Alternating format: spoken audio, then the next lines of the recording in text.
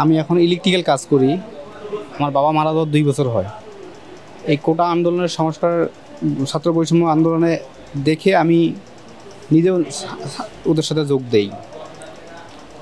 কয়েকদিন আন্দোলন করার পর 20 তারিখে কারফিউ জারি করে। ওই দিন আমরা ফ্রেন্ড সার্কেল অনেকগুলো সবাই মিলে কনফিডেন্স টাওয়ারটা, তো শাহাদাতপুর গুলশান এরিয়ায় শাহাদাতপুর যে আছে, ওই শাহাদাতপুরের মেন রোডে আমরা আসার পরে আমরা তখন ওখানে কোনো কিছু দেখি না যে কোনো সহিংসতা হচ্ছে কি কোনো ঝামেলা হচ্ছে।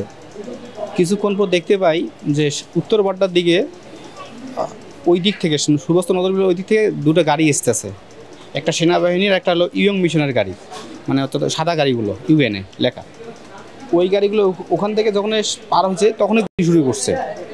তা আমরা ছত্রভঙ্গ হয়ে যে যেমনি পাইছি দৌড় মারছি। কিছুক্ষণ পর দেখি যে আমার ডাইনি বামে মানুষ পড়ে যেতেছে, কারো মাথায় গুলি লাগতেছে, কারো বুকে গুলি লাগতেছে, পড়ে যেতেছে।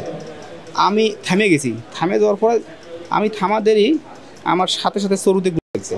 এই বাম সরুতে গুলি লেগে একে আমার সরুর সামনে গুলি লেগে ওই দিক দিয়ে আমার যে এক্সট্রা যে হাটটা মালার এখানে ওটা ভেঙে একে গুলি পিছন দিক দিয়ে বেড়ে যায়। আমি তৎক্ষণাৎ পড়ে যাই। ওখানে পড়ে যাওয়ার পর আমার অবস্থা খুব খারাপ হয়। পরক্ষণে কিছুক্ষণ পর আমাকে দেখি 3-4 জন ধরে ভ্যানে উঠাইতেছে, আর রক্ত অনেক পড়ছে। পরে থানার ওটা হাসপাতালে, জেনারেল হাসপাতালে আমাকে নিয়ে যায়। ওখানে ট্রিটমেন্ট দিতে পারে না, পরে এএনজেডে নিয়ে যায়। ওখানে সাময়িক ট্রিটমেন্ট দিয়ে বলে ঢাকা মেডিকেলে নিয়ে যান। পরক্ষণে 2 জন ভাই সহযোগিতা করে আমাকে ঢাকা মেডিকেলে নিয়ে আসে 20 তারিখে। নিয়ে আসার পর আমি 31 দিন থাকার পর আমার অপারেশন করছে গত পরশু দিন 19 তারিখ। আমার হাড় ভেঙে উপরে উঠে গেছে, টানা দিয়ে রাখছিল।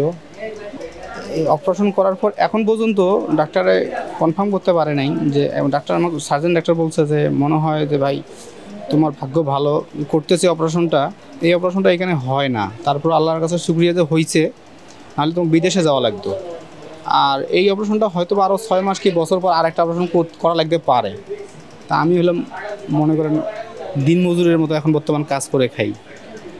এখন আমার ইলেকট্রিক্যাল কাজ করি, আমি ইলেকট্রিক্যাল কাজ করে খাই। আমার পরিবারে আমার বাবা মারা যাওয়ার 2 বছর হয়। আমার মা আছে, আমার স্ত্রী আর আমার একটা মেয়ে সন্তান।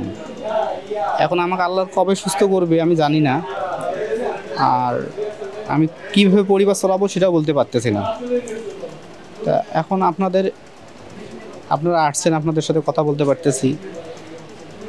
দেশবাসীর কাছে এটাই আশা যে আমরা একটা যেভাবে হোক না কেন একটা স্বৈরাচারের থেকে আমরা মুক্তি পাইছি, এবং আমরা যেভাবে দলবদ্ধভাবে আন্দোলন করছি আল্লাহ আমাদেরকে সফলতা অর্জন করছে।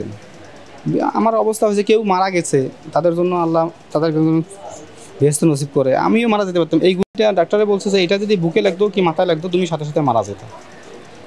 তা হয়তো বা আল্লাহ আমাকে ওই রাস্তা থেকে ফিরে আনছে। আমার ওই দিনের কথা মনে পড়লে খুব কষ্ট লাগে। চিকিৎসা আমার প্রথমের দিক দিয়ে আমি আসার সাথে সাথে আমাকে বিভিন্ন রকম টুলসটা কিনছিলাম। আমি 8-9 হাজার টাকা গেছে। পরে আবার ড্রেসিং করার জন্য আবার কিছু মাল কিনতে দিচ্ছে, সেটা গেছে।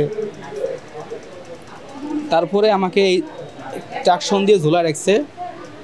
ঝোলায় রাখার পরে যখন সরকার পদত্যাগ করলো, তারপরে 2 দিন থেকে আমার প্রায় 12-13 দিন কোনো খোঁজখবর নেওয়া হয়নি।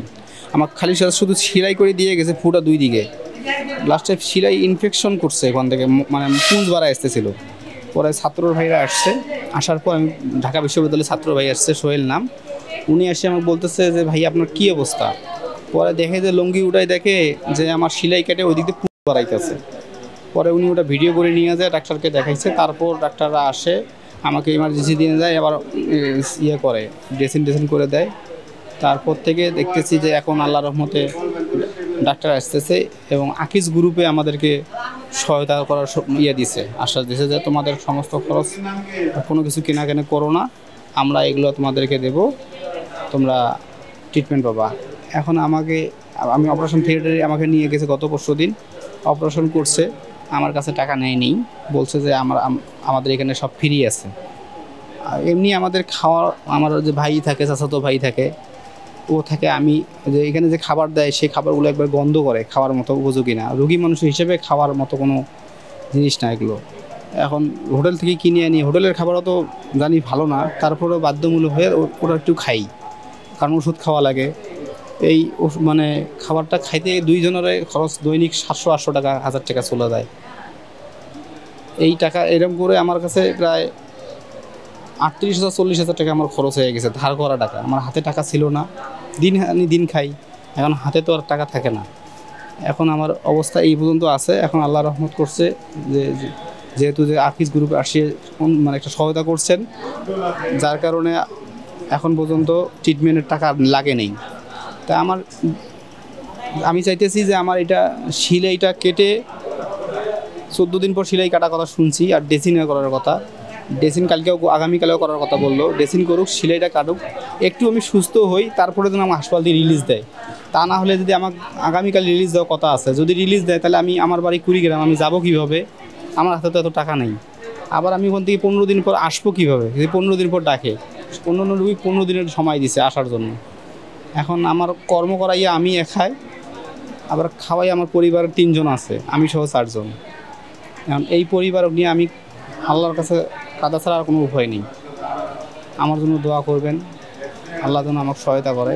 নতুন কমিটির এই ছাত্র আন্দোলনের যে বৈষম্য আন্দোলনের যে সমন্বয়কারী যারা কমিটির উপদেষ্টা হয়েছেন, তাদের কাছে আমার এতটুকুই চাওয়া যেন আমাদের সুচিকিৎসা সবারই হয়, এবং তারা যেন আসি আমাদের পর্যবেক্ষণ করে, এবং আমাদের জন্য যেন এমন একটা ব্যবস্থা করে যাতে যেন আমরা পরবর্তীতে কিছু একটা করতে পারি। মানে আমাদের পরিবারটাকে নিয়ে আমরা ভিক্ষা চাইতেছি না, আমরা সহযোগিতা চাইতেছি। যদি তারা আমাদের সহযোগিতা করে, যাতে করে যেন আমাদের পরিবারটাকে নিয়ে কারো দাঁড়ে দাঁড়ে হাত পাতি খাইতে না হয়। কারণ আমি যদি কর্ম না করি, আমার মা, আমার বউ, আমার বাচ্চা খাবে কি? ভবিষ্যতে তাদের কপালে কী আছে তা জানি না। এরকম প্রতিটা পরিবারেই আমার তাদের পুরো এতটুকু আশা যেন তারা আমাদের এই কথাটা শুনে এবং আমাদের জন্য যেন একটা কিছু করে, যাতে যেন আমরা পরবর্তীতে মানে ভালোভাবে চলতে পারি। অন্তত কারো কাছে হাত না পেতে একটা নির্দিষ্ট কর্মের ব্যবস্থা অথবা একটা দোকানপাট দিয়ে দেওয়া, শহর জেলা ভিত্তিক। আমাদের যেমন জেলা, আমাদের কুড়িগ্রাম। আমি তো আর ইলেকট্রিক্যাল কাজ আগের মতো করতে পারবো না, কারণ আমার দাঁড়ানোটাই কষ্ট হয়ে যায়, ভাঙিয়ে গেছে। ওটা বলে 1 বছর পর্যন্ত আমি দাঁড়াইতে পারবো না। এরপর যে প্লেট লাগাই দিচ্ছে সেই প্লেট নাকি আবার 2 বছর পর কি 3 বছর পর খুলে ফেলতে হবে, আবার 29-35 হাজার টাকা খরচ হবে। আবার যে 6 মাস পরে আবার কি বছর পর একটা অপারেশন করে। আমার মনে হয় লাইফটা যে কোন জায়গায় দাঁড়াবে আল্লাহ পাক জানে, কেউ জানে না। তা ওনারা যদি আমাকে একটু সহযোগিতা করতো, অন্য ভাই আছে তাদেরকেও করুক, যেন আমরা যেন ভালোভাবে একটা জীবন পাই। আল্লাহর কাছে আল্লাহ যেন ওনাদেরকে সেই হুকুমটা করে, ওনারা যেন আমাদের কাছ পর্যন্ত আসে পৌঁছায়। কারণ এর মাঝখানে যদি ওনারা সহায়তা করবে, নাম চায়, লিস্ট চায়, হয়তো বা কোনো দালালের ফাঁক করে পড়ে, অথবা যে মানুষ তো সবসময় ভালো থাকে না, কেউ না কেউ এখানে ফাঁক খুঁজতে পারে, হয়তো বা যে বলতে পারে যে আমি আনি দিতেছি, দাঁড়াও, এই কথা বলে সে আবার অর্ধেক খেয়ে ফেলতে পারে। তারা যদি আমাদেরকে সরাসরি এই মেডিকেলের কাগজপাতি নেয়, অথবা আমাদের নিজ গ্রামে যে নিজ ঠিকানা নিয়ে আমাদের খোঁজখবর নিয়ে যে আমাদেরকে যদি বাইর করে এবং আমাদের সহযোগিতা তারা ডিরেক্টলি করে, তাহলে আমাদের অনেক উপকৃত হবো আমরা, এবং আমাদের লাইফটাও ইনশাআল্লাহ হয়তো ভালো হবে। আমি এক ভাইয়ের কাছে শুনছিলাম, হাসনাত ভাই বলছে, যদি আমাদের ছাত্র আন্দোলনের যারা ছাত্র আছে, যারা সহযোগিতা করছে, আমাদের সাথে সহযোগিতা করে মানে আহত হয়েছে, তাদের ট্রিটমেন্ট যদি এই ঢাকা মেডিকেলে না হয়, তাদেরকে সিএমএসে নেওয়া হবে। সিএমএসে না হলে বিদেশে নেওয়া হবে। সিএমএসের অবস্থায়, ঢাকার অবস্থা, মেডিকেলের অবস্থায় তো এখন আল্লাহর মতো এখন কয়েকদিন থেকে ভালো হয়েছে, খোঁজখবর নিতেছে, ডাক্তাররা আসতেছে, দেখতেছে। তা আমি মনে করি এটা অব্যাহত থাকাটাই ভালো, তাদের দৃষ্টি আমার এতটুকুই।